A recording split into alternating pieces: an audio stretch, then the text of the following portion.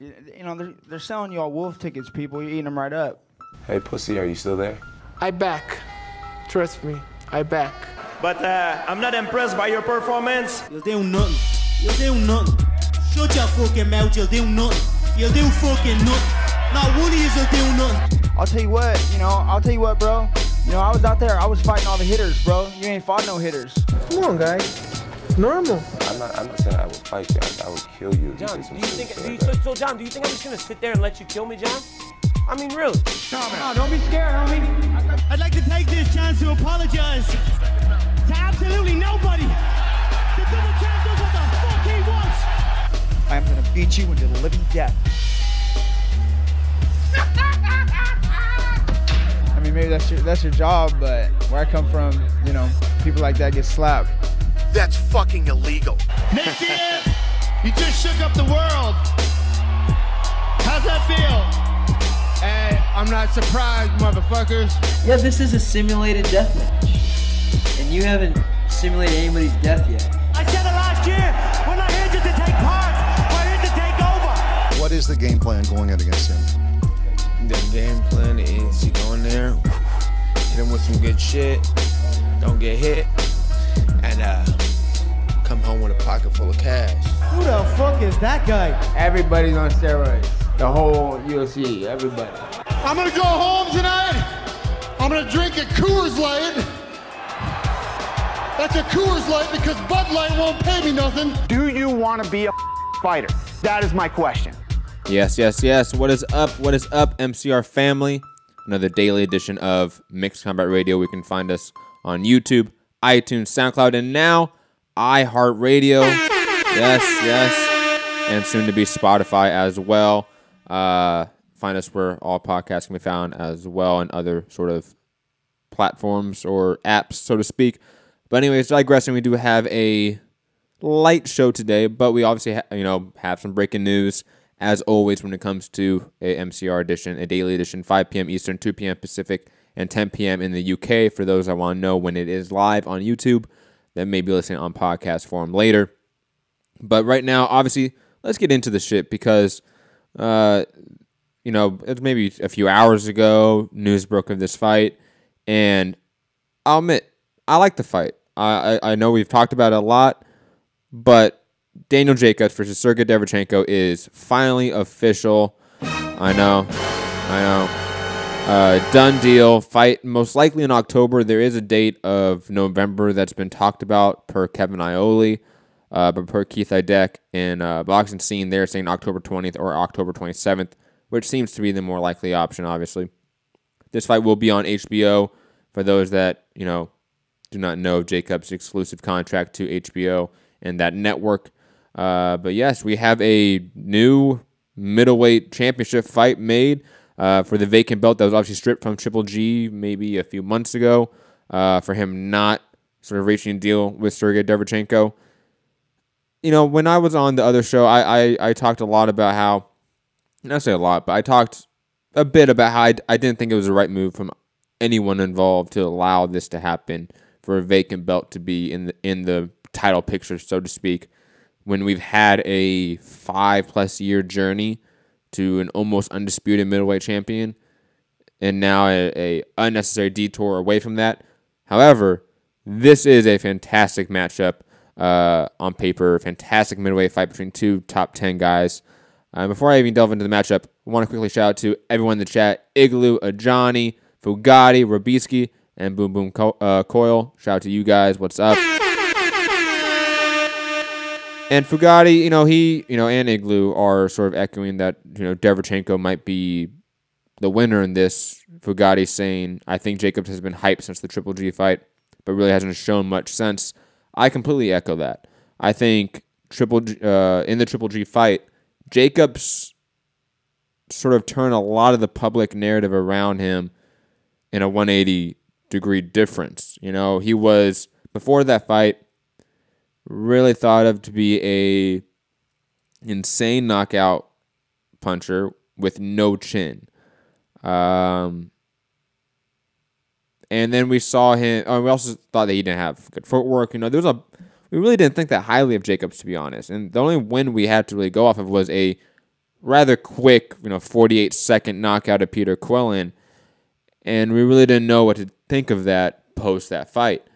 Now we have a situation where we have a lot more of a case study of Jacobs, and then we have that fight with Triple G. And Triple G at the time was universally regarded as the best middleweight on the planet. And that fight was a back-and-forth fight-of-the-year contender. Jacobs being knocked down and got back up, showed resilience, showed a chin, showed great boxing ability. And then he had his sort of post-Triple G run. Even though he lost that fight, I think a lot of people, including me, thought Jacobs won that and thought Jacobs should have got the nod in that night and that he was maybe the better guy throughout the 12 rounds that night. But since then, he really hasn't been the world beater that we thought he could be based off of that loss to Triple G. And it's a really weird sort of point in, I think, Daniel Jacobs' career. Based off of that loss, he basically got a huge HBO contract, signed to Eddie Hearn, and we seen him fight Luis Aries, and that fight was a lackluster, anticlimactic 12-round, unanimous decision. I mean, Daniel Jacobs obviously won it, fairly dominantly, but it was rather unentertaining, to say the least. And I would say the next fight with Seletsky, while that was a little more entertaining, it still showed that Jacobs maybe isn't that guy that is going to be this huge world beater. Curtis Cooper making a really good point, saying we haven't seen Jacobs turn it up consistently, I should say. Only spots in last fights. Completely agree. And that's unfortunate. It really leads us in a place where I don't know what to make of Daniel Jacobs now going into this Derevyanchenko fight, with Derevyanchenko looking like a guy on a mission, knocking out everyone, even though he's maybe a smaller guy for the weight class, maybe not the best technical boxer. His aggression, his knockout power, his compact combinations, definitely something to be impressive. I think that Daniel Jacobs, though, should be the slight favorite here. I think he's the bigger guy with a longer reach, better hand speed, better movement. I would say obviously more ring experience overall. Maybe not better power, but enough power to at least make this fight, or at least negate that factor in the matchup, so to speak. But Daniel Jacobs should be the slight favorite, even though he has not been the guy that we thought he could be based off of that loss to Triple G. He definitely should still be the favorite over Derevyanchenko, who is still rather unproven. I know Igloo is picking Derevyanchenko, and he might disagree. I know he is. But I think Jacobs should still be the favorite in this match. Slightly. I think this is a very tough matchup for him. Don't get me wrong. If he struggled, not necessarily struggled, but he didn't look that great against Luis Aries and Seletsky, what is a guy like Sergiy Derevyanchenko with the run he's been on going to look like against Daniel Jacobs, who hasn't looked to be the elite guy we thought he could be? But hey, glad it's done at least. I think this was the best matchup to make for that vacant belt without Jamal Charlo being in that equation, and for some reason he was not going to be that guy. Let's just be honest. I think HBO has no intention of doing that, and I think Derevyanchenko is a little bit of an independent commodity, especially more so now than ever. Now leaving his trainer because obviously him and Jacobs shared a trainer. But fantastic matchup, like I said, for the vacant IBF belt. Most likely going to be October 20th or 27th on HBO, either at MSG or the Barclays Center in New York. I would expect the Barclays Center because of Brooklyn boxing and what they're trying to do, especially Daniel Jacobs being sort of face of that. But MSG, they seem to have a real connection with HBO fights. I could see that, rather easily that be happening for this fight on, MSG. Hell, I wouldn't be surprised if you see Showtime counter promote this and put a Barclay event. Just saying, you could probably outsell it if you put the right matchup on that date at the Barclays Center. Potential there. Hell, if they even wanted to, I'm not saying they should do this, but I'm saying it's a possibility. Like Showtime could do this if they want to push the DSG Sean Porter fight back. Fuck, why not? You're gonna win out. We've seen it.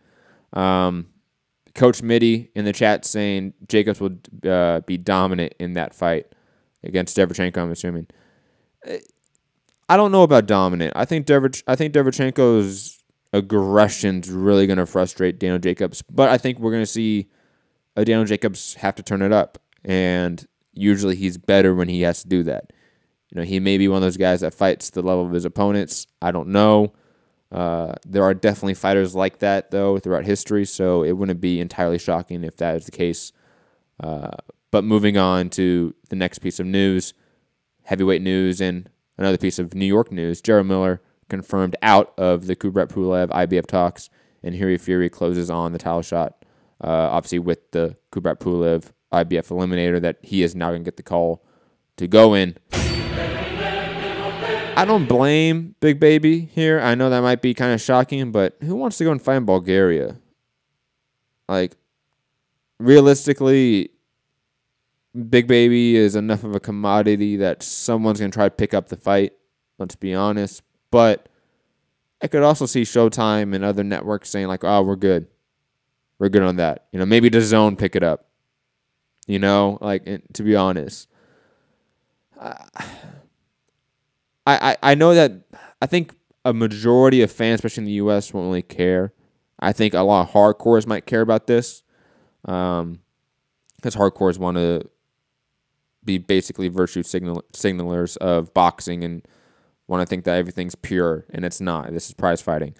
I don't know what Big Baby does now out of this, though, not with the Pulev IBF eliminator. That made a lot of sense to him matchmaking-wise for the heavyweight division. What does he do now? Does he wait for like a Dylan White, Joseph Parker winner? He's been in the gym lately from the looks of it on his IG. I doubt he wants to do that. There's not a lot of options out there for him that are realistic, that could sell, especially if you're thinking that, if you're Joe Miller, you must be thinking, I want to be a main event at some point, right? Does he want to keep being a co-main to Daniel Jacobs cards? Which I don't mind if he wants to do that, and it makes really fiscal sense, I think, if you're trying to promote, these two New York, Tri-City or Tri-State area fighters. Why not do it together? Makes sense. Elias saying Big Baby versus Andy Ruiz. I don't want to see that. I'll be honest. I think Big Baby whoops Andy Ruiz's ass. I think he's too big. I think he's too much of a swarmer. I think Andy Ruiz is just not good. Like, he is a bad version of Chris Arreola, to be honest. I've never been high on Andy Ruiz. I think he can throw good combinations, but I think Joe Miller throws pretty good combinations as well in terms of the volume, the output. I think Miller can match him with that, even though he's being significantly bigger than him. I think that's too easy of a matchup. There's really no one out there at the heavyweight division other than like a Pulev, Yuri Fury, a White, Parker, somebody of that nature. Maybe you go after like an old man Chisora because of just the name recognition, maybe. But even then, that's talking about easy matchups for like an Andy Ruiz. Chisora is much easier than Andy, so I don't know really where Big Baby goes from here. This made complete sense other than the location, in which I do not blame him. Who the fuck wants to fight in Bulgaria? Not me. That makes little to no sense. Even though he was going to get, I think, a decent payday from it. But it looks like it's not happening. Now, Yuri Fury, let's talk about Yuri Fury now being matched up potentially with Kubrat Pulev. Interesting. I love that matchup. Yuri Fury, to me, one of those guys that has no power whatsoever, but he's a really fantastic boxer. Great footwork. The heavyweight Paulie Malignaggi, poor man's version. I like Yuri Fury in that matchup. I think it's going to be a great test of him because he's not going to be the taller guy with a longer reach. Pulev will be able to match him in those categories. And I think Pulev obviously is a fundamental boxer that is sound enough, that probably knows how to cut off the ring, will make it interesting for Yuri Fury, that probably does not have the power to really keep Pulev off of him. Fun matchup. Can't wait to see that. While I think the Miller-Pulev fight was eventually going to be Miller just putting out too much for a Pulev to take and defend from, to be honest. Coach Mitty saying Big Baby is not that good. Wow. I mean, that's how you really feel there, Mitty. Saying, I believe he will slip up soon. Well, we know Big Baby isn't like a guy that can hold down the division. Like, Big Baby is not going to be the guy that will beat AJ and Wilder 10 out of 10 times each. Like, he's not that guy. But he might beat him 1 out of 10 times or 2 out of 10 times. It's potential there. Him versus Dylan White, I think, is a fun matchup that can really captivate the boxing audience, I think. Even a Joseph Parker fight, even though Joseph Parker is highly undersized in that matchup, Joseph Parker's a mover, and he has enough respectable power, I think, that Big Baby will have to sort of be a little bit smarter in the ring in terms of his aggression, and I think that'd be a fun matchup. Now, obviously, Wilder, AJ, I think, are better than him, but I think Miller is difficult enough stylistically for both those guys that, again, if we're talking about a potential series of fights, Miller could win one. He could easily win one on a given night. I think that's not without question. Come on, Mitty. Don't be a hater. Moving on to the next piece of news. Speaking of heavyweights, Luis Ortiz, a name that unfortunately will not be mentioned with a Big Baby matchup, even though Big Baby's free. Luis Ortiz versus Razvan Kohanu. And I know I'm pronouncing that wrong. He's the sparring partner for Joseph Parker that fought Joseph Parker on, like a month's notice. That looked awful, and we should never talk about that fight again. You can find it on YouTube, though. This fight going to be the co-feature for the Mikey Garcia versus Robert Easter Jr. fight, July 28th in Staples Center, Los Angeles. I understand why they're making this. Basically, Luis Ortiz is due for a tune-up, and Razvan is 100% a tune-up. Expect Luis Ortiz to catch him at some point out of position with a huge left hand, hurt Razvan and follow up and get him out of there relatively early. I don't expect Luis Ortiz to want to go rounds here. He's relatively an older man, obviously, so he's going to want to make this quick and short, sort of like the Daniel Martz fight. I think it's going to be similar to that. Luis Ortiz is too good for this, but hey, I think it's a good little booster to this card and this main event that is already fantastic between Mikey Garcia versus Robert Easter. Again, Showtime, Staples Center, July 28th. Definitely going to be a fun matchup to sort of kick off the night, and definitely going to be a great main event for that one. Moving on to the next piece of news, coming by way of BoxingNewsOnline.net with this exclusive James DeGale interview. And basically, go read it. I'm not going to read it word for word or even read the quote from it. But James DeGale versus Chris Eubank. That's...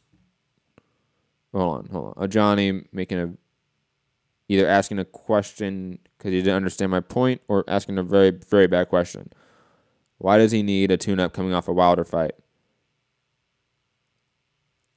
Oh, he's saying, I think it's probably all he could get since Big Baby and White ducked him. Okay, now I understand your question a little bit more. I thought you were kind of being dismissive, why does he need a tune-up? He's good. Let's not forget that he was brutally knocked out against Deontay Wilder in a back-and-forth fight. That's probably Luis Ortiz's hardest fight of his pro career, right? We can obviously say that. Probably the fight of the year so far. I don't blame a 39 going on 50-year-old Luis Ortiz to want to get a tune-up. I don't blame him at all. I think that should be sort of expected. Whenever a guy gets knocked out, he should never be thrown back in there with a top 10 fighter. Theoretically, if that fighter is a top 10 fighter, that shouldn't happen. Especially a knockout. Maybe not TKO, but a clean knockout, which Luis Ortiz was cleanly knocked out. Let's not forget how he was slumped over. You take some time off, you go fight a tune-up, and then sort of you get back into the thick of it at the top of the division. That's usually how I think it should be done, or accepted at least socially. But talking about your point about Big Baby, White, yeah, I definitely understand how you think that's probably the best name you can get. There's probably other ones he could have got, Luis Ortiz versus Carlos Takam. is a fight that probably will happen at some point. That's a much better fight than Razvan and probably available, but I think they wanted a tune-up to just make that kind of clear, so to speak. But moving back to the James DeGale, Chris Eubank news again, Boxing News, online.net. Go check out the article. Great little exclusive for them. James DeGale versus Chris Eubank Jr. I like the matchup low-key. Like, I'll admit that I think it's a fun matchup that I will like. I think the build-up to it would be entertaining. I think James DeGale is at a point in his career where Chris Eubank could win it. You know, if this was a prime James DeGale coming off like the Andre Durrell win, man, Chris Eubank could not win this. Come on, not within a chance of his life. But it's 2018, and James DeGale lost to Caleb Truax, and he barely beat him the second time. Yeah, I don't know. I think it's a good money fight. Again, James DeGale's been talking about big money fights ever since he vacated the IBF belt, which is now being fought between Jose Uzcategui versus Caleb Plant. Fantastic fight for that IBF vacant belt. Both guys that probably would have beat James DeGale. So do I, buy or sell this matchup? Eubank versus James DeGale. Johnny saying Eubanks is a disappointment. I thought he would be fire. Hey, I'm right there with you, man. Hold on. Gunshots for Eubanks, man. Because it is just really upsetting that he has never been able to turn that hype that he has naturally, his charisma, heck, even his style. The guy can dress well. I mean, that helps in order to being a star. Like, look at the best fighters in history. They had a sense of style. Let's be honest. They did. And he could just never put it together in the ring. Lost to Billy Joe. Lost to George Groves, man. It's really sad, unfortunately. I think he's still a fun fighter, let's be honest. He just may not be the best 3 or 4 guys in the world. He may be in the top 10. He may be the 8th best guy in the world for the rest of his career.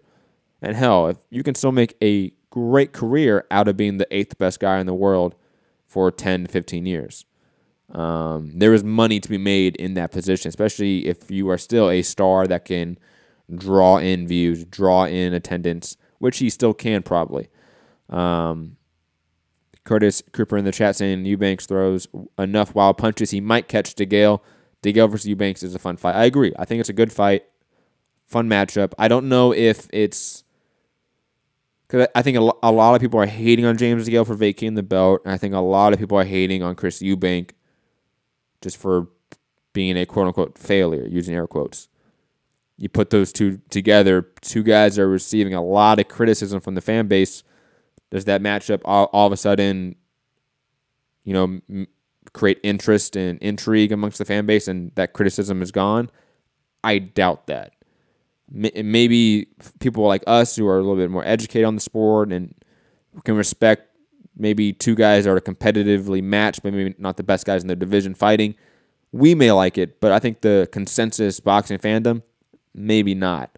Especially when that consensus right now is James DeGale is ducking people. He's old. He's shot. He's washed up. Chris Eubank is a failure. Chris Eubank is all hype. Like the matchup of those two, I don't really see that producing a ton of positive PR and public fandom, so to speak, about this matchup, or public opinion about it, I should say. But again, I think it is a fun matchup that is one of those that could low-key go under the radar that not a lot of people will talk about. Speaking of a under-the-radar fight that might be a lot of fun, Raimundo Beltran, a.k.a. Ray Beltran, now facing Jose Pedraza in the first defense of his lightweight world title, a.k.a. the WBO belt, a.k.a. the top-ranked belt. His opponent, Roman Andreev, I think it was his name, got appendicitis and had to have emergency surgery. So that's why that fight was canceled, and now we have Jose Pedraza in the mix. So, yeah, I think it's one of those where, similar to the DeGale Eubanks fight, these two guys are not better than Lomachenko, They're not better than Mike Garcia. They're not better than Robert Easter Jr. But this matchup, probably going to be a lot of fun, a lot of action. Probably going to go the distance, but all 12 rounds be high pace, high output, throwback boxing. And on a night on ESPN Plus that may not be completely star-studded, at least going to produce some action. So salute to them sort of making, I think, a matchup that is better than the original one that they intended. Because that Adria fight was just garbage. No one wanted to see that, let's be completely honest. But moving on now to the MMA portion of the show. So any of those people out there that are solely boxing fans and you don't want to listen to the MMA portion, you are allowed to leave. This is your moment. It's okay. I forgive you. I won't give you gunshots. I promise. I absolutely... I'm sorry. It slipped. My bad. But MMA, going into the MMA, UFC / other combat sports world. Well, very quickly, I want to answer this chatter saying, Jonathan saying, you think it's going to be Beltran versus Pedraza even if Lomachenko is back in August? Lomachenko's not coming back in August. Like, that's not happening. Like, Lomachenko is a wild man. Lomachenko is a crazy motherfucker. The guy will go shadowbox a UFC champion in a Teenage Mutant Ninja Turtle onesie. The guy has a few marbles loose. But everyone that is a professional when it comes to medicine, basically all of his doctors, his promoters, his management, they're all saying, no, it's October, it's November, it's December, we're waiting, we're taking our time. Even if it's a really accelerated rehab, which for that type of injury, it can happen, but even then. Jonathan saying, Lomachenko said that on his own Instagram. You think it's false? No, I think he's just saying that. You know, I had that same exact surgery. I know what the rehab is like. You can maybe be able to shadow box in, let's say, 3 months, 2 months, which he's around that time frame right now, right? Even then, probably unlikely. And even though I think being a high-level athlete like he is, he can probably do that. But shadow boxing and then actually, let's say, hitting a heavy bag, sparring, a real fight, those are all three vastly different things that that put abuse on your shoulder. His doctor said he will not be able to train by October. Obviously, that is accelerated because he's already seemingly training per his Instagram, if we are to believe it.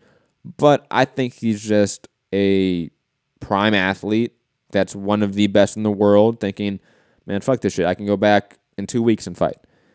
But his team are going to sit him down and say, no, you're not going to. You're going to come back in December. And that's how it's really going to be done. It's not really false. I think it's just a fighter just talking. Fighters just talk sometimes. To say it's a lie or false or true or not, that's beside the point. Those are semantic words that really don't fit the narrative or the context of what's happening. Curtis saying, is Aaron making Loma come back ASAP versus Top Rank tune-up to fill a date? No, I don't think so. Because I think Bob Arum has no problem getting, like, putting on like a Beltran Pedraza style card, and that be like a headliner. And then plus you got to think about it. He's also going to have to start putting Shakur Stevenson, Michaela Mayer, Andy Vences, Jose Ramirez. Like, he's going to start putting these sort of prospects / growing names as main eventers. So eventually they will start headlining their own cards instead of being the undercard to these ones. So I don't think it's that big of a deal. Jonathan, let me address your point very quickly. I will never have that person on my show. He is a garbage individual that does not deserve any attention on my show. I won't even mention his name. But no, he will not be allowed to co-host on my show ever. Sorry if you're a fan of his. I am not. That's why he's not here. Sorry. But again, digressing to the MMA topics of the day. Sorry to all you boxing fans. Hashtag not sorry. But let's go right to it because Brock Lesnar always being in the news with USADA confirming that Brock Lesnar can't compete in the UFC until January 18th, 2019 at the earliest. Now, obviously, this is in contrast to what was first reported from Jeremy Botter. Again, go check out this article from Ian Kidd. Great follow on Twitter as well, especially if you want to follow information about PEDs, PD regulations, such in combat sports, boxing especially. Even if you're just a boxing fan out there, go follow him. Great follow. He is one of the most informed people on the subjects in this industry. But previously it was reported that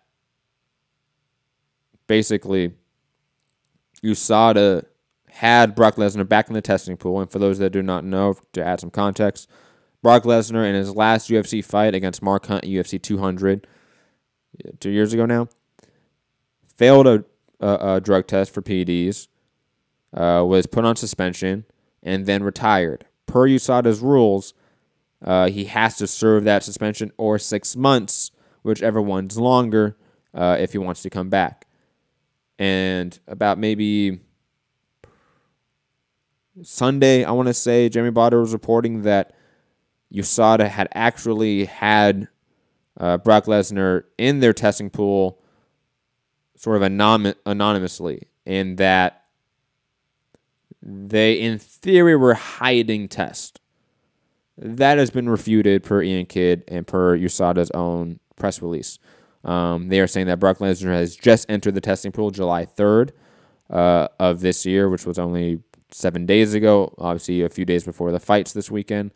He will have to serve out a 6-month sort of probationary period in the testing pool where you'll be tested randomly 24/7, carbon isotope testing, etc. by USADA. Now, for those that really do not like this matchup because of the PD sort of abuse by Brock Lesnar in the past, hopefully this is at least one of those things that you can fall back on and say, well, he's going to be tested 6 months. And Daniel Cormier has now requested additional testing above USADA, even though, let's be honest, that's a few shots at USADA, which is another show entirely. But definitely something to pay attention to. We have a fighter that obviously has used before. I think once he leaves the UFC and goes back to the WWE, he will use again. Why not? There's no reason not to. I really don't blame him. But just interesting to see sort of what will happen due to this sort of public and media pushback for USADA and everything for information about the subject, etc. But to digress to another piece of heavyweight news, so to speak, Ryan Bader versus Matt Mitrione is set for the Bellator Grand Prix semifinal October 12th, obviously on Paramount Network, which is now the rebranded Spike, for those that did not know. Love the matchup. I think Ryan Bader should be the clear favorite, but one of those great sort of cast-off UFC fighter matchups in Bellator that I think a lot of people might sleep on, but is one of those that I think, a lot of those that will enjoy. Moving on to the next piece of news, and the last piece of news, unfortunately, Nick Diaz has been added 2 more additional charges for his assault case. Now 3 cases of felony assault and battery and 1 misdemeanor. This is really upsetting as a Diaz fan. I don't know what to make of this. Hopefully, obviously innocent until proven guilty, but just these charges are definitely serious charges. I hope that the judicial system does everything right here. I hope justice is served in whatever sort of way it goes. If these are false allegations, I hope that she receives some sort of judicial pushback from it. And if he is found guilty for it, I hope he gets, the full sentencing of the law, so to speak. Because these are definitely not the greatest of charges to have against you. But to sort of end on that somber note, I apologize for that. We're wrapping out here. We're done. Quick little one. Oh, sorry, not the sad music. I know, sad note. I'm sorry. But anyways, digressing. Another daily edition of Mixed Combat Radio. Hope you enjoyed it. I'll be back obviously tomorrow, 5 p.m. Eastern, 2 p.m. Pacific, 10 p.m. in the UK. We're going to do our official review of the weekend's events. UFC, Bellator, boxing. Obviously, it's Manny Pacquiao versus Lucas Matisse Fight Week. That would be sort of the marquee event this weekend. Obviously, we'll do a live fight chat and media reaction for that on Saturday. But tomorrow, our official preview of it, I should say. I think I said review earlier. I meant preview. Yes, our preview of it, along with Regis Prograis and a ton of other fights we're going to get into. And, of course, what other daily news is out there that comes out in the next 24 hours. Make sure you hit that like button, subscribe to the show. Make sure you leave a 5-star review on iTunes. We don't have any reviews on iTunes. We need that. So if you listen on iTunes, leave a 5-star review, or hell, leave a 1-star if you hate it. I don't care. I will read all reviews on air, even if you hate them. Or if you hate this and you leave a 1-star, don't worry. I got you. If you're listening on iHeartRadio, follow, like, subscribe, share, everything. Go to patreon.com/Mixed Combat Radio to help support your favorite channel. And quickly, Jonas saying, hey, Matt, who do you have between DC and Brock and why? Come on, man. Or DC all day. All day. Come on. I want smoke. Anyways, have a good one. Peace.